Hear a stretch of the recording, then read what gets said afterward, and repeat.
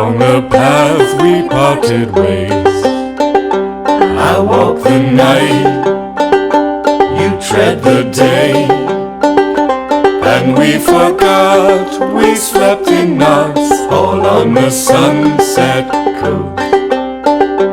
We shared our meals, we shared our songs, by candlelight or by the sun. I know you've sung 1,000 more, all since the time you've gone.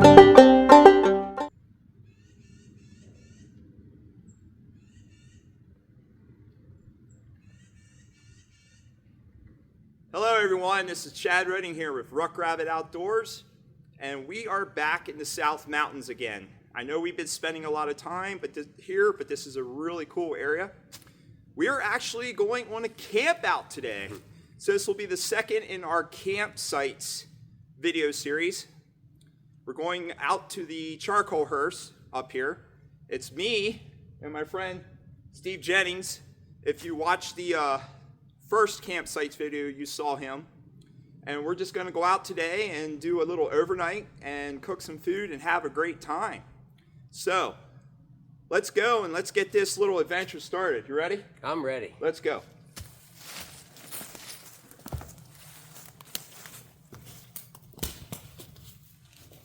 So we are making our way up the AT today. If you recognize this area, this is the area for the Alex Kennedy shelter video. That's Steve working his way up the rocks. How old are you, Steve? 69. 69 and still kicking butt. So, or getting butt kicked, I don't know which. Yeah. But yeah, we're working our way over this saddle of rocks here. And like I said, if you recognize this area, this is the part of the AT that leads to the Alex Kennedy shelter. And we wanted to go somewhere this weekend real quick.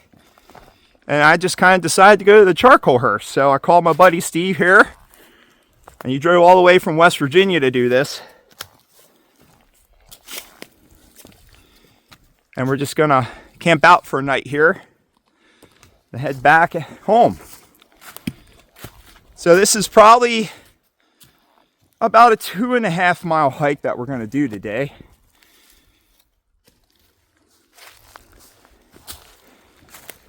And we don't know which hearth we're staying at yet, because there is 2 hearths and a possible old hut that was for the charcoal burners, the guys who made the charcoal. And we'll do a pan here so you guys can kind of see the area. Tons and tons of holes from the pilated. And we're also scouting today a little bit, because we're going to be probably doing more than one camp out here. What do you think? Oh, most likely, yeah. Yeah, because there's just some cool areas up here we haven't really checked out too much. I've hiked through here multiple times, but just day hiking. Stayed at the shelter once or twice, but never wild camp like this, like we're going to today. We're also going to be putting the Opossum pouch soft goods tarp through its second trip today. Last time I used that tarp was winter camping. We were actually car camping, and I set it up in a simple plow point. We're going to use it tonight in the Forester setup, which I did a little short introduction video for a gathering we're going to be doing with Opossum pouch goods, soft goods, in Ohio, called the Sewing Thing. There you hear the pilated. It's over in that direction. Don't see them, but we heard them earlier. But the weather is going to be perfect. It's overcast, so not a lot of sun. And I think the highest temps is supposed to be, what, 60 degrees? Yeah, we're Right around 60. Right around 60. And then tonight, the coldest it's going to be will be about 45. So we're looking at late winter, early spring weather, because it's not quite officially spring yet. Except the weatherman. Yeah, except the weatherman. Meteorological spring started March 1st. Yeah, pretty much. Things are starting to green up already. There's buds on some of the buds on the trees. They haven't opened yet. And all the thorn bushes, of course, the nasty things are already greening up already. So it won't be too much longer. This whole area will be opened. Will be totally grown up. Won't be able to see as good as we can right now. But yeah, so we're going to be doing the charcoal hearths. Probably next time. I don't know, but we might do the hermit rock shelter. So that's on our list too this year. Yeah, here you can see some fresh pilated woodpecker holes. They're just going to town on these trees up here. Cool birds though. Oh, they are. Absolutely cool. So this woods is a little different than your home woods, ain't it? It's not quite as steep. No. Steve lives on a cabin on a mountain. Well, I mean, the trees are a little different, right? Yeah, we have up high on the mountain, we have predominantly chestnut oak and some black birch and maple and black gum. Yeah. And serviceberry. And I think here it's maple, black cherry. I think some, what do they call it? Tulip poplar down in the hollows. Yeah. And up here. I think white, did you say it was a white oak was what you saw earlier, right? Yeah, it's a loose bark variety. Yep, white oak. I know there's red oak up here, and then we have white pine also. With some cedar scattered in here too. So a little... There's another camp spot up there. Oh yeah. Yeah, see as you heard Steve go, there's another camp spot. So we're like ticking off on our minds different places to stay. Sweet. Yeah. Well drained.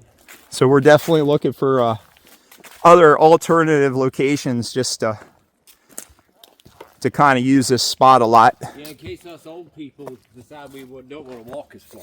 Well, I think the last time we were down near in Virginia, there was a spot that we call Slice of Heaven. And we didn't make it because you old guys got the case of the olds.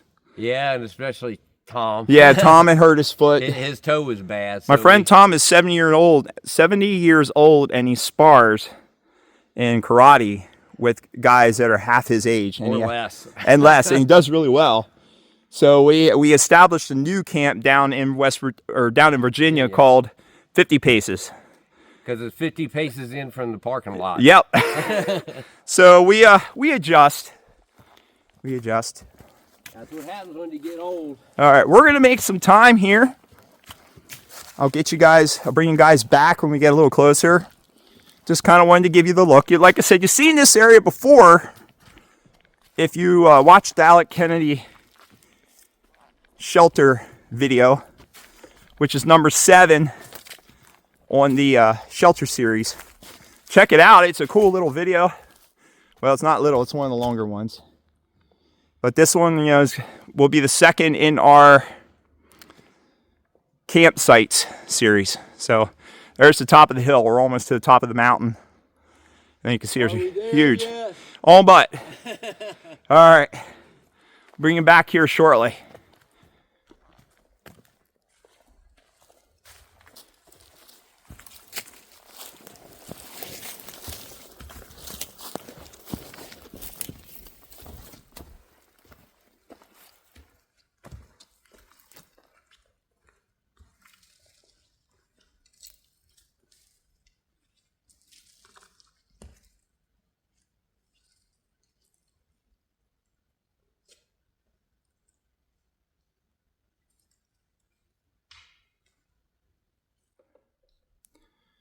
We just came down off the mountain.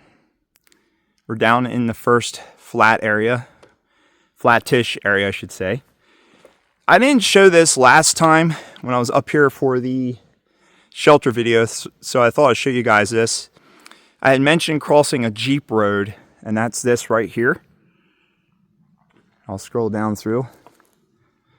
So the AT crosses across this old Jeep road. I don't know where it goes. This is something I'm going to try and explore sometime. But right now we're in a valley that's headed kind of southbound. But this is the AT. Steve's up ahead here. But we're in a kind of a very flat valley area. I didn't show this last time, like I said. And you can see the trail is relatively easy going. This is not super difficult hiking. Though going up the saddle from Whiskey Springs there with the rocks, and then going down and up where the valley is, where Little Dogwood Run is. There's Steve. Something may have called this home at one point. Taking a break. And, you know, as you can see, this is very flat. And we're passing through this valley. We'll go up the mountain, the next mountain, and then basically we'll be all but there. So what I wanted to show was this little depression here. And it's hard to see, but there is a depression there. And it's probably 10 feet wide. That is where they explored for iron ore. This was, like I had mentioned in other videos, this was an iron ore area. I think Steve's going to drop into the depression so we can actually see it. There, you can see where he goes down in. So you can get an idea how deep that is. It's hard to see with the leaves. No, I'm not a munchkin. No, but that is where an exploration hole where they dug looking for iron ore. There is a furnace down in Boiling Springs area called, I think it's the Yellow Breeches furnace. So all of this area was supportive of that. Matter of fact, if you look here in the AT, you can see the remnants of charcoal. So this probably was a charcoal hearth too. This is, you know what? That's what this is. See that? See the berms? And how round this is? Yeah. This is a charcoal hearth. So we're literally standing in another charcoal hearth. So if you look right here, I'll show the ground again. Look how black that is. So yeah, this was another charcoal hearth. That's what all these berms were. And then there's little exploration holes all along here where they're exploring for the iron ore. Matter of fact, there is a really old piece of charcoal. Right there. Right there on the ground. You can see it all through here under the moss. And that's from the 1800s. Mid to late 1800s. So if you look at the AT here, this was probably a wagon road along here through the valley here, the way this is leveled out and the way the rocks are laid. So yeah, Pennsylvania is called Rocksylvania, but I'm pretty sure that this was an old road at one time. What do you think? I think it very well could have been. Could have been. Especially the width of leveled ground. Yeah. So and you have to understand that back in the day, none of these trees were here. No. This would have been naked. This was gone. Yeah. They would have cut all these out for. I don't know if that one over there would have been the one to your left. Would have been here. I think that would have been gone too. That's older, but none of this is here. This is probably second, third growth, maybe even fourth. It's probably at least third growth. Yeah. So, but yeah, this is probably the parts of the old road right here, because they would lay the rocks out and they would be pretty level, just the way that this is leveled out and all that. And if you go over here into the leaf duff,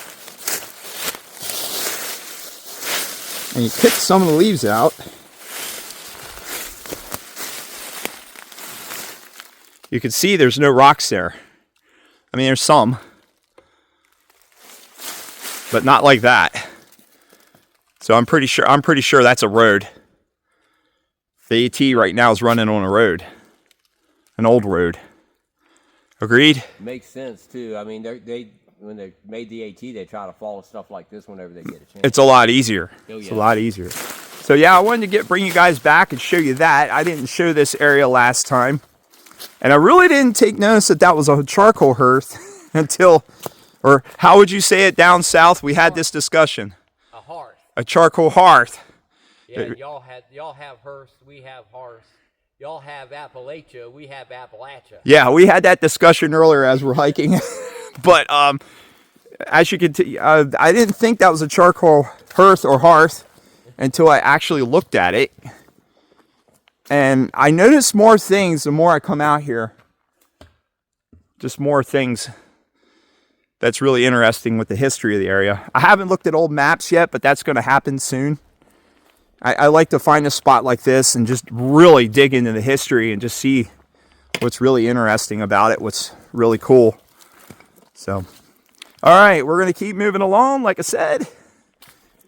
And we'll soon be at our campsite, which will be another charcoal hearth.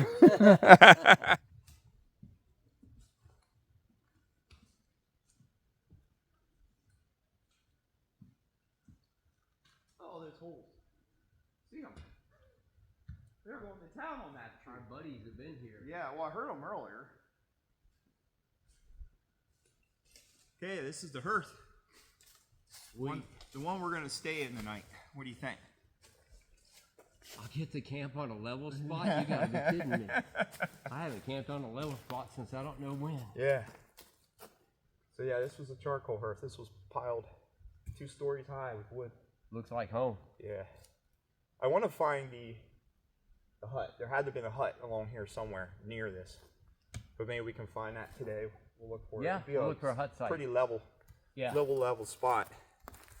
All right, we'll drop pack and start setting up.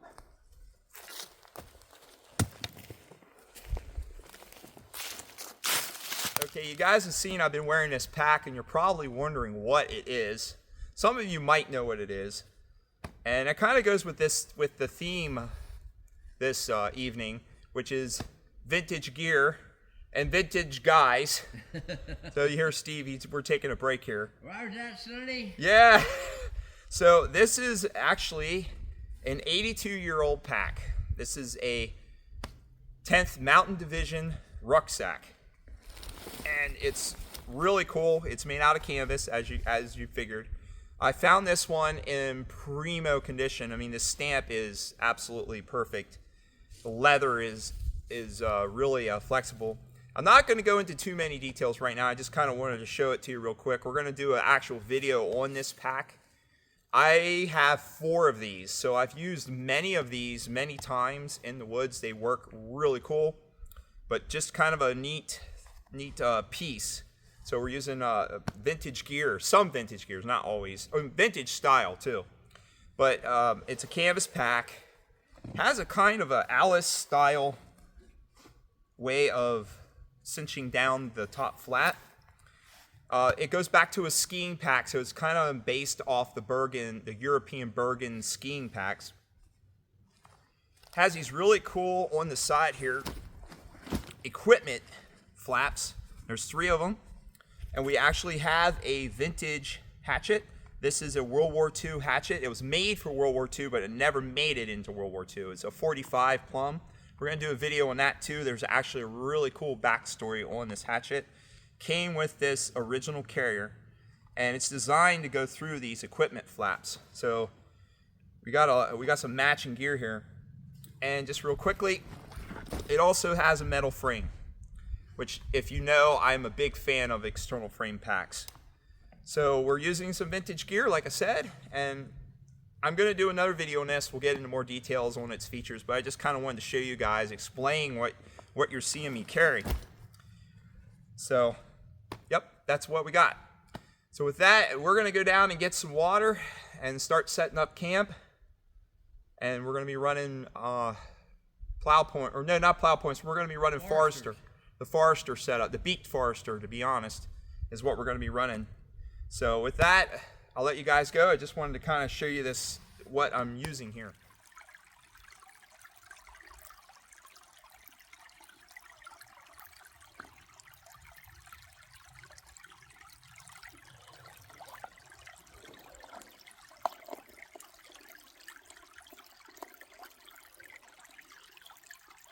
What filter you got there, Steve? This is Catadine Be-Free, and it's a squeeze filter that got a nice wide mouth on it. What you do have to do with these things is I'd probably put a little more water in this, but let the filter membrane get really well saturated. Then you just squeeze it out. It's got a nice stream, and works real well.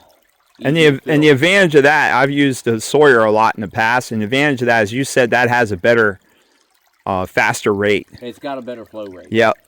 And it seems like the filter technology gets better year after year after year. It does. I'm going to try to put some more water in this. So yeah, we're just filling up out a little dogwood run there, and we're getting water, and then we're gonna go back up and set up camp. Ah, there we go.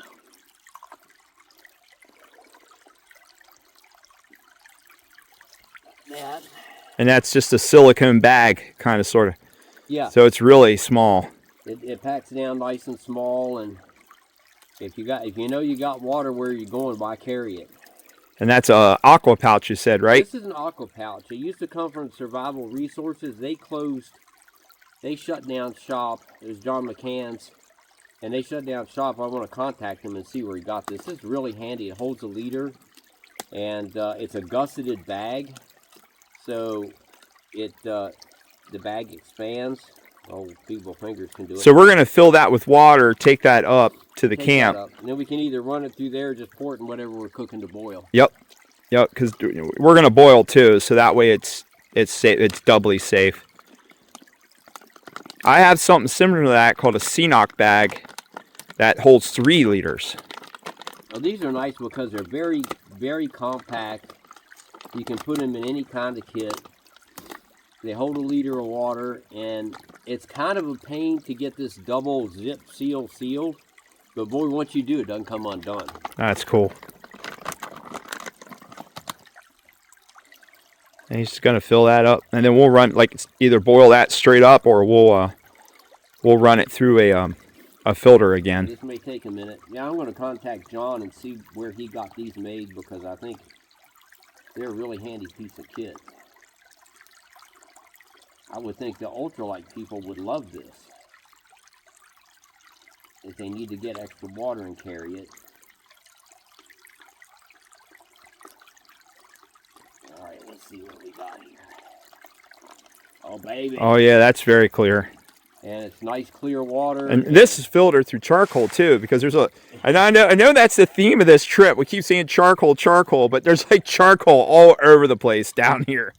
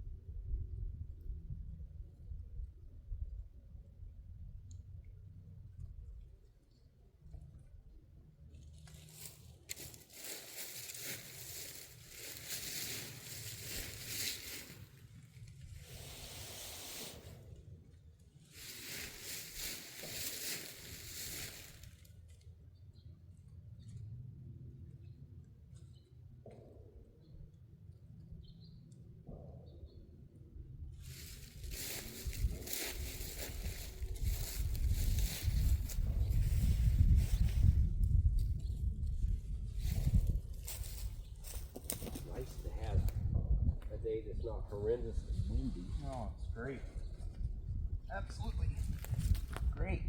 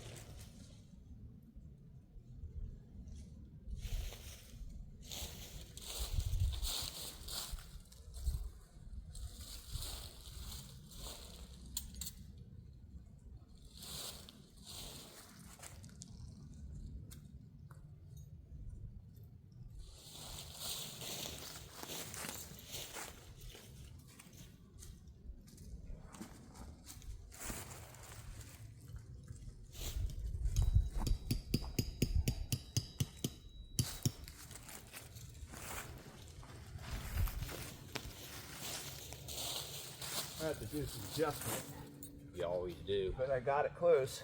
No, it looks, Of course, I hit the only rock. yeah, of course.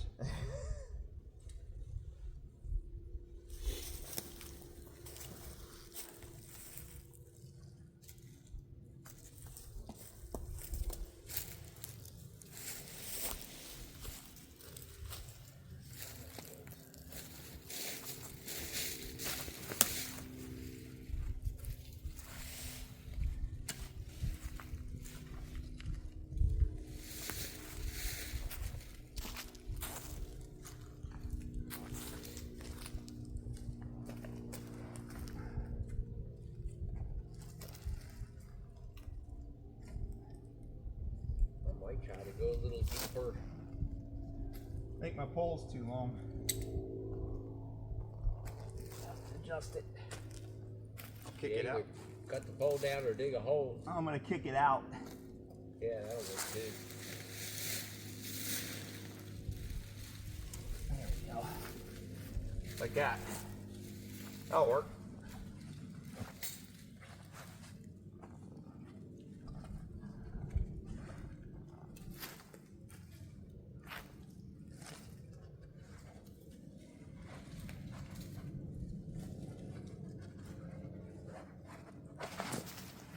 Come on.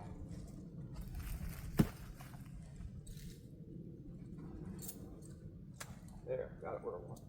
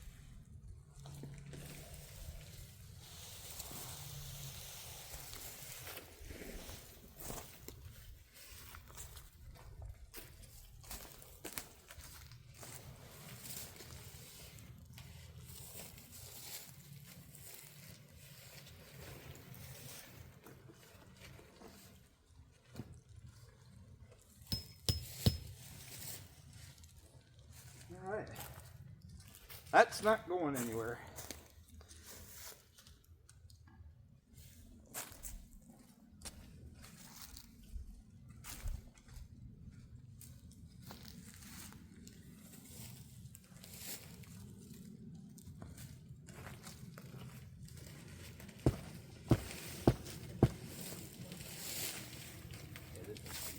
I'm gonna pull that back out a little bit yet.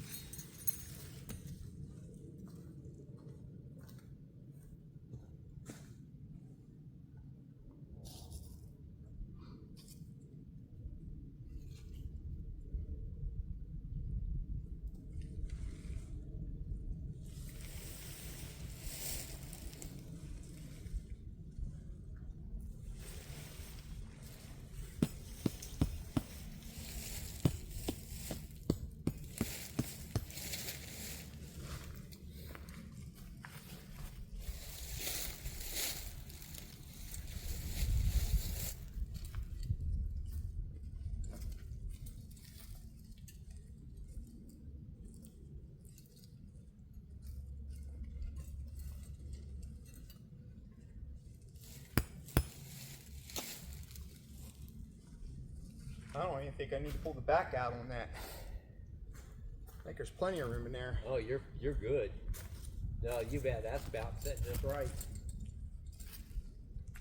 Your sides are nice and tight. Yeah, I can pull the back out a little bit, but That's that's, gonna take me a little bit more. tweaking. I'm not gonna bother with it. I think that's good. There we go. Let's see, I want a long piece. I want to get a long piece of this reflector. That's a random piece.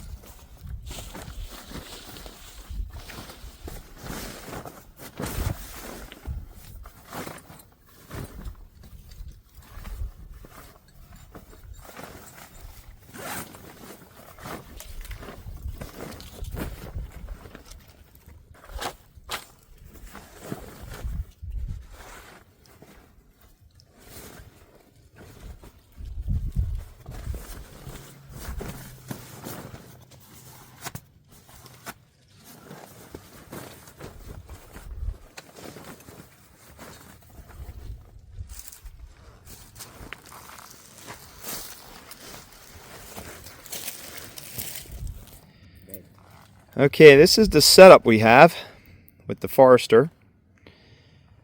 And it's red because obviously the tarp is red. So we have a woodland bivvy, military that's part of the MSS. We're running a Climate Luxe pillow, a Teton,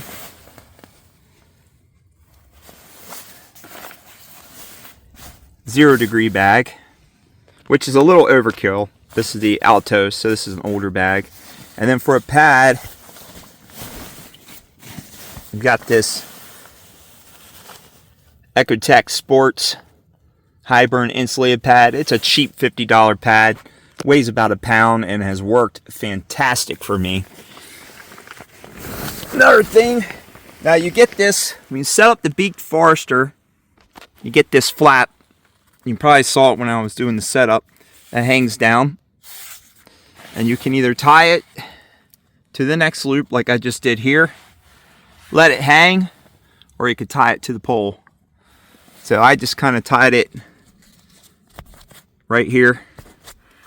And you can see, and that's where you fold it off the corner. And this was hanging here, but I just tied it over here. And you can see Steve over there, he's got his Beaked Forester up. He's laying his gear out.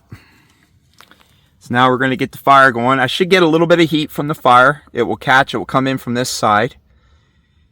But really with this setup, with as warm as it's going to be tonight, I shouldn't have to worry about anything. Now that's the view from the outside of the tarp. We're facing uphill. The wind is coming from the bottom of the mountain, from the valley. So we're facing uphill. So that way all the wind is blocked. And if I get any side wind, the beak will cut it. And it is just, I'm underneath this thing and it is just warming up. Because the sun has finally come out. We had some overcast day, but it's about, what is it, about 3 o'clock? Yeah, about 3. About 3. And the sun came out and it's supposed to be 60 degrees. 45 at the lowest tonight.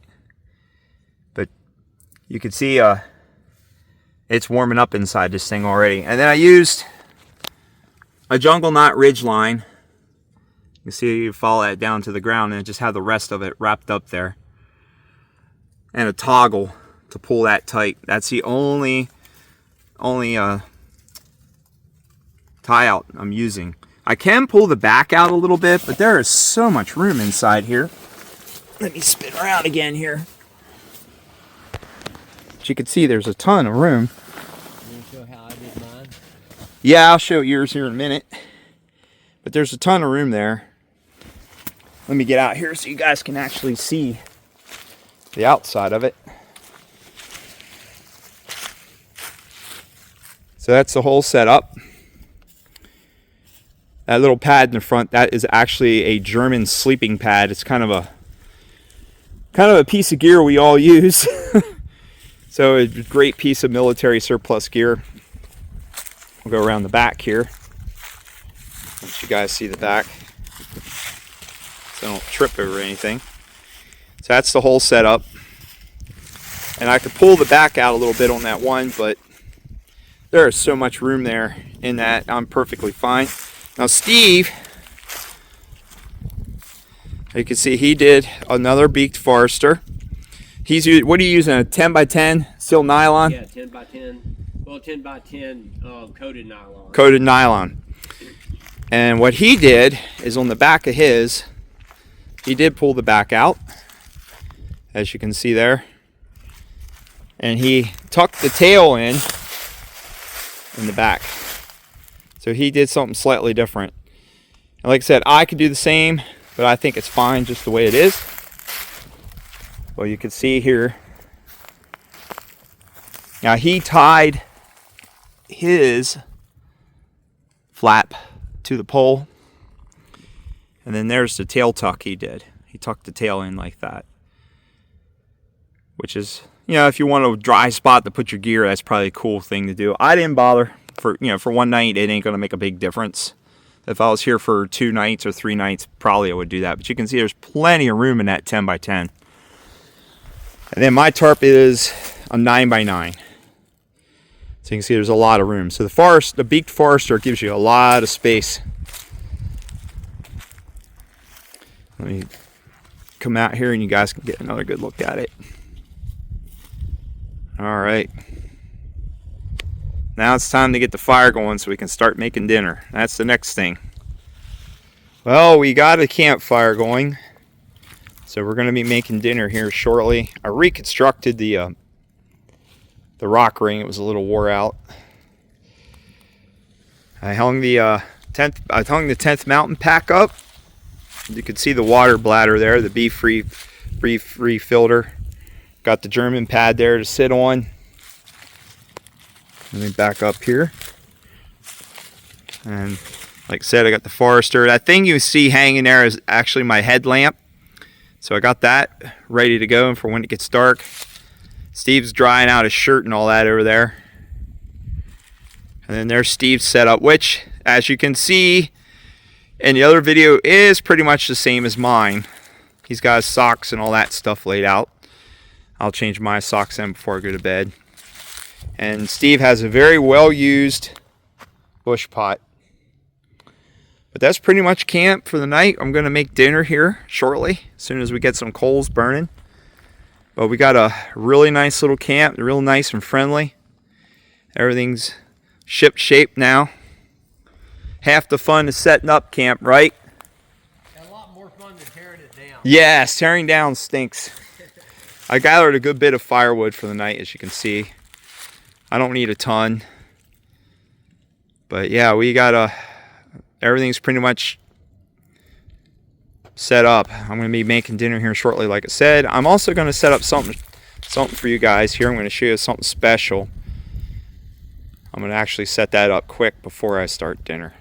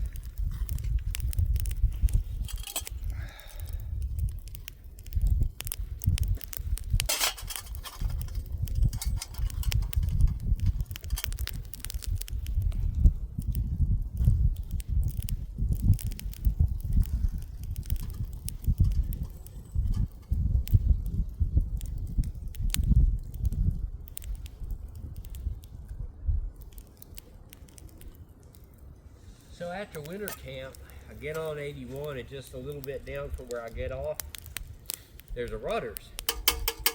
So I go into the Rudders, and it was time for my constitutional. Oh, that's right. You tell me later, Steve. I'll tell you later. You may have to edit that out. Nah, it's all right. They have heated seats. There are no subjects Taboo. in camp.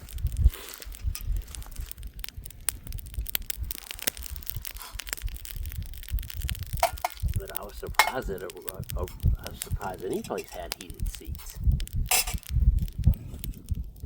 You want some of these beans? Yeah, get all you want. I gotta get that cooked first.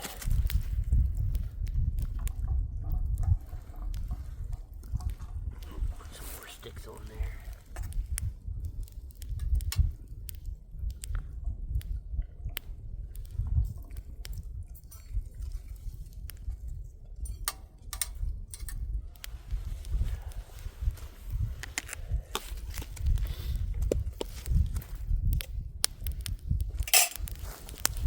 That cooked a little bit.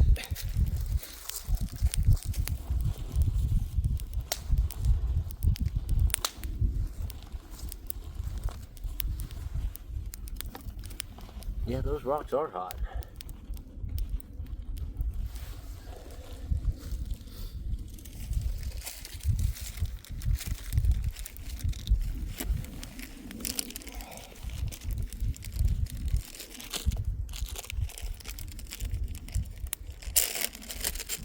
Brought some salsa too.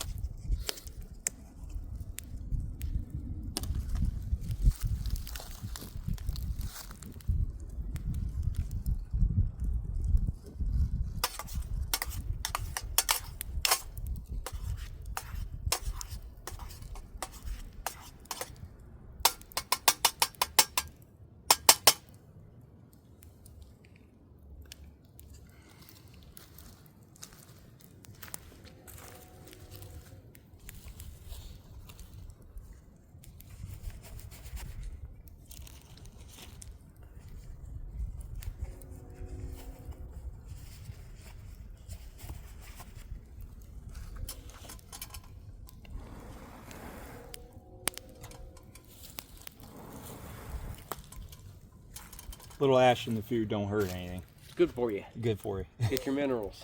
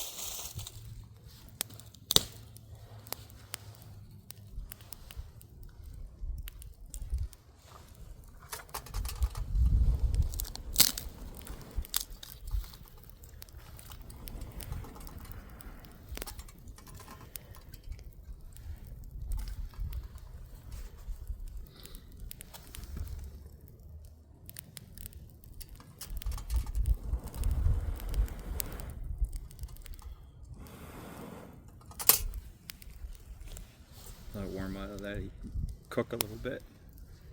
Do you need more? Do you have enough flame? It's coming.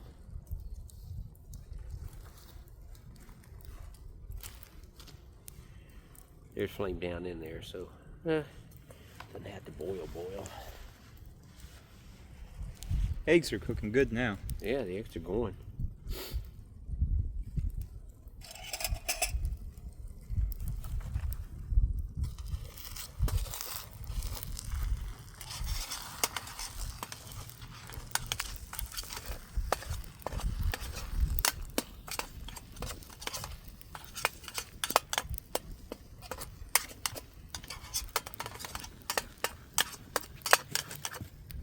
This little pan's working good. Yeah, it seems to work like a pretty good system. It's tried and true. The Swedish cooked system works good. So what are you making? You boiling some It's just rice. rice. And then you want some of the black beans I got to Yeah, I add can to take that? some of the black beans on it, and thinking about adding some. And You want the salsa. I've actually got some spicy mustard I want to try. I just had to blow in the coals a little bit to get them a little hotter. It's all but done now.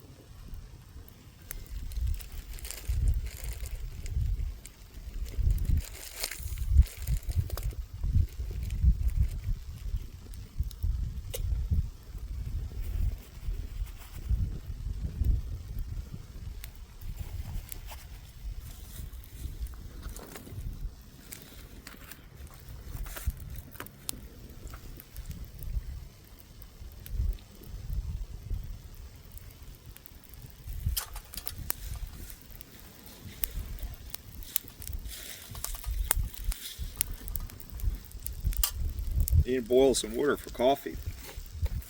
It's the next thing.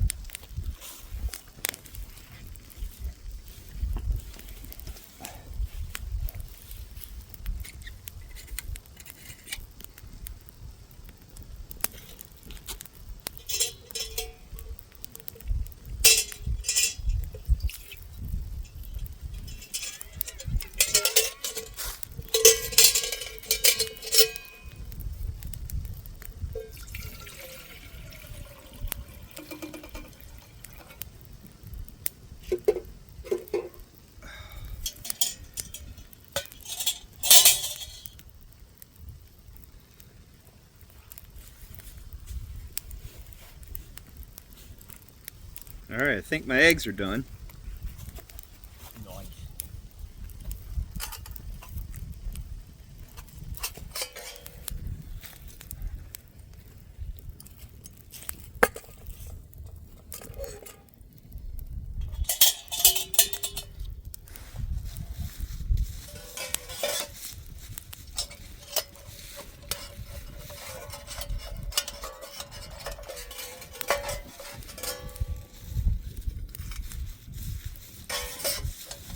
Stuff down there. Oh, I know what the problem is. See, not everything goes according to plan. There we go.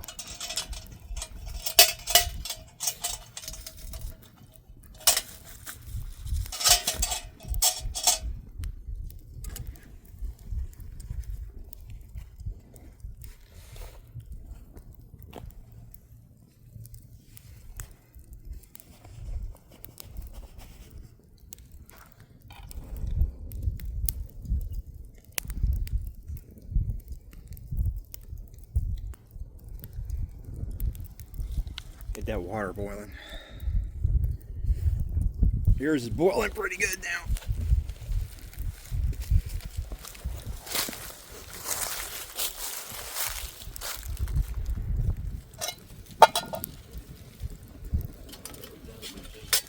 Good thing we got the bivvy.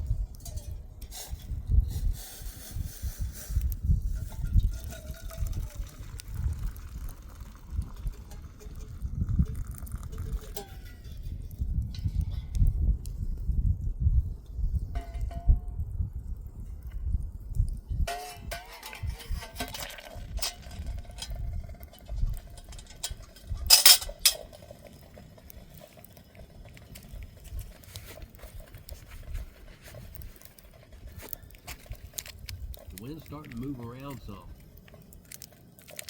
Well, it should because of the sun going down. Mm-hmm. That's probably the inversion starting.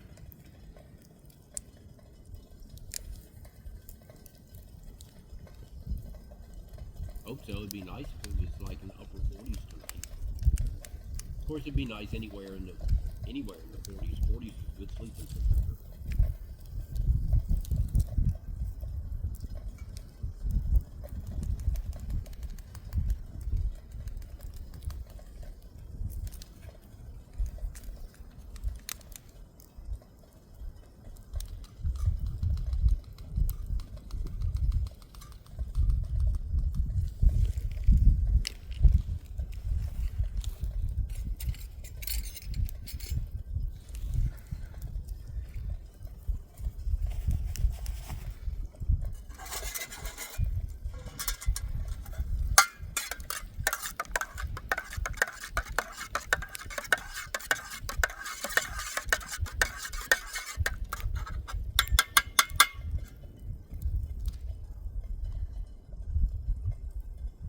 Oh, that's good. Hot, but good.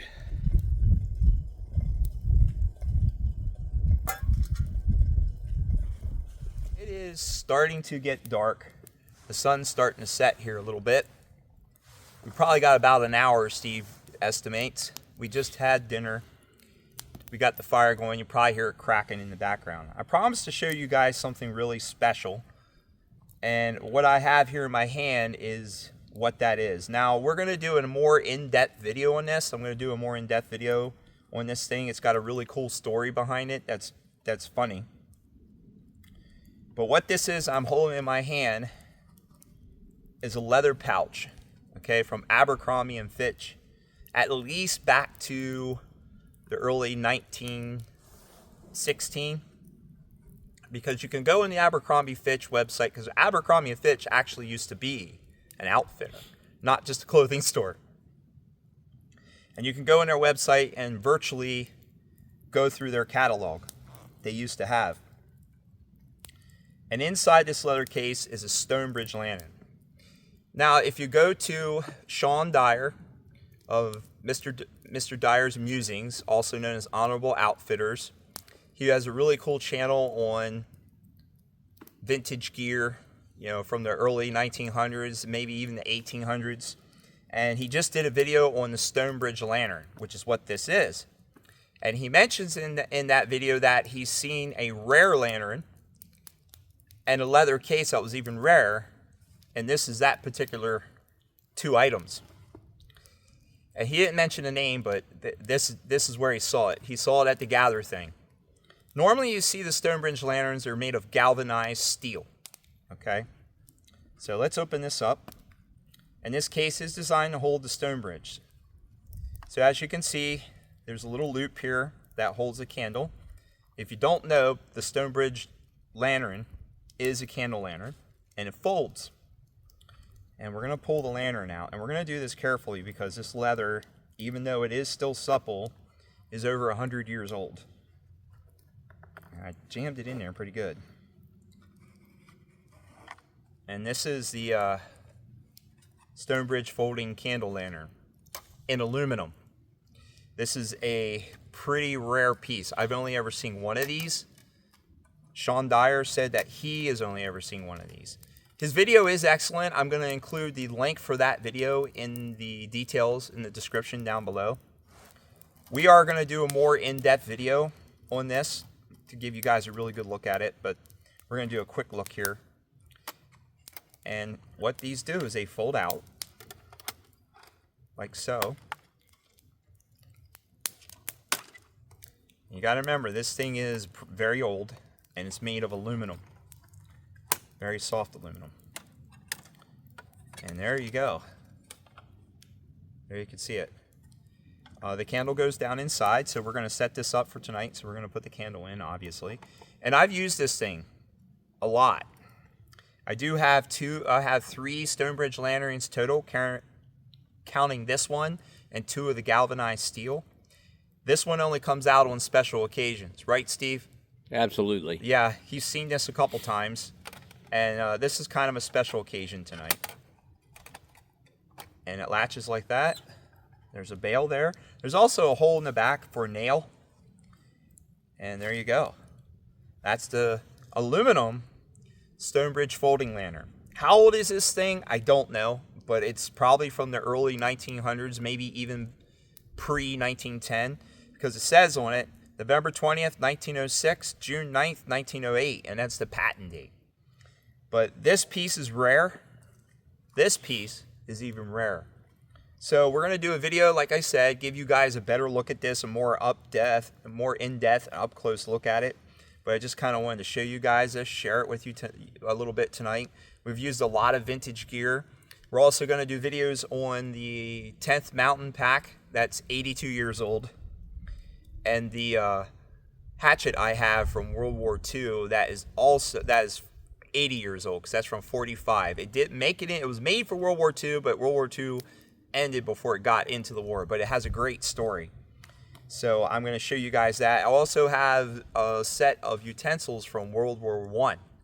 So I'm going to show you guys that. So yeah, we're using vintage style, well, a mix of modern and vintage style and actual vintage gear this weekend. So I thought I'd bring this along.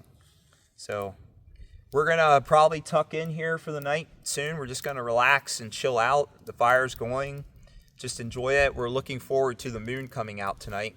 We had a full moon last night, so it should be really bright in the woods, you know, since there's none of the undergrowth yet, which is one reason why I like camping in the winter. You don't have all the undergrowth you could see really far, and the woods get pretty when the moon's out, especially when there's snow. But we don't have snow tonight, but it's still going to be nice. So I will talk to you guys later then. We might do a shot so you can see what it's like at night. But other than that, I'll see you in the morning. So.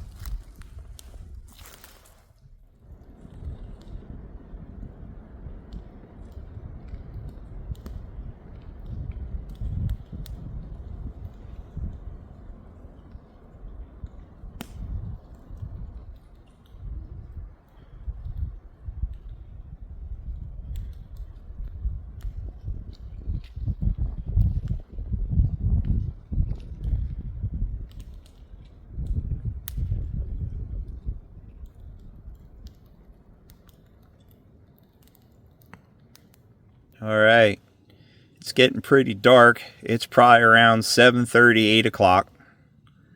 What about around 8? Yep. Got the Stonebridge and the fire going. It's a little bit of a wind coming out of the valley. We were expecting that.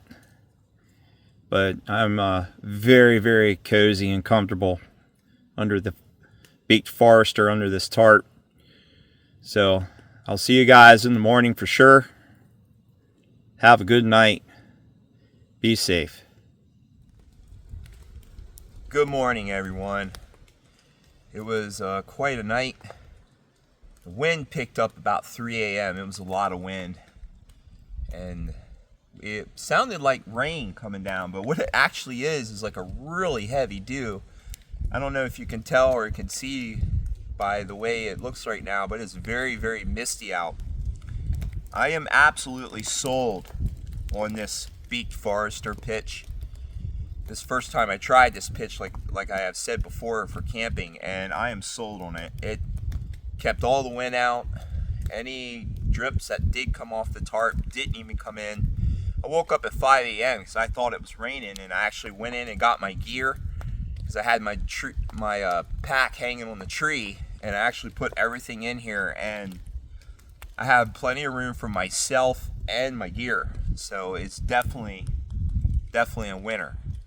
So if you like this and other adventures, we're going to be doing more of these camping videos. And check out the new campsites series here on Ruck Rabbit Outdoors.